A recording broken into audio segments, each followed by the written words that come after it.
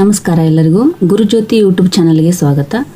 ಇವತ್ತೆಲ್ಲರೂ ಯಾಕೆ ಸೇರಿವಂದ್ರೆ ನಮ್ಮ ಅಕ್ಕವ್ರು ಭಜನಾ ಮಂಡಳಿಯವರು ಎಲ್ಲರೂ ಸೇರಿ ವರ್ಷಕ್ಕೊಂದ್ಸಲ 7 ದಿನಗಳ ಕಾಲ ಭಾಗವತ್ ಹೇಳಿಸ್ತಾರೆ. ಅದಕ್ಕೆ ಈ ವರ್ಷ ನಮ್ಮ ಅಕ್ಕಾರ ಮನೆಯಾಗ ಹೇಳಿಸ್ಲಿಕ್ಕತ್ತಾರ. ಹಂಗಾಗಿ ಭಗವದ್ಗೀತೆ ಬುಕ್ಕನ ಮೆರವಣಿಗೆ ಮುಖಾಂತರ ಮನೆಗೆ ಬರಮಾಡಿಕೊಳ್ಳುವುದದ. ಅದಕ್ಕೆ ಈ ಸಂಭ್ರಮ ಹಾಡು ಕುಣಿತ ಕೋಲಾಟ ಎಲ್ಲದರ ಮುಖಾಂತರ ಬರಮಾಡಿಕೊಂಡಿವಿ. ಇದೆಲ್ಲ ನರಹರಿ ಆಚಾರ್ಯ ಅವರ ಸಮ್ಮುಖದಲ್ಲಿ ನಡೀತು. ಅದೆಲ್ಲ ಮುಂದೆ ವಿಡಿಯೋದಾಗ ಬರ್ತದ. ಎಲ್ಲರೂ ದಯವಿಟ್ಟು ವಿಡಿಯೋನ ಪೂರ್ತಿಯಾಗಿ ನೋಡ್ರಿ ಅಂತ ಕೇಳ್ಕೊತೀನಿ.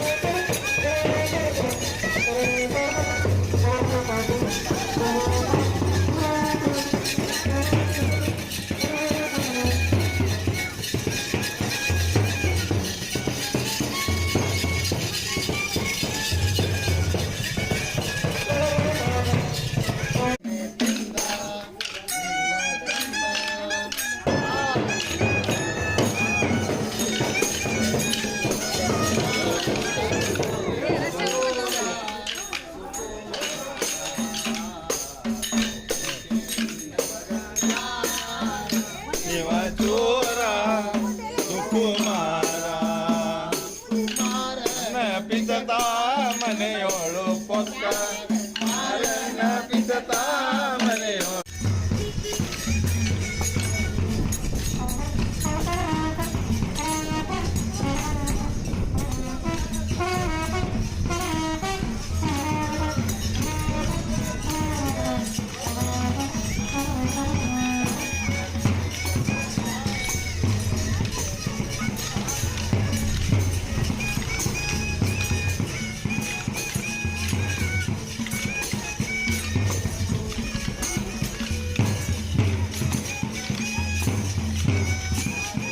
ದೇವರ ಗದೆಯು ನಿನ್ನ ತೊಡೆಯ ಮೇಲೆ ಒಪ್ಪುತ್ತಿದೆ.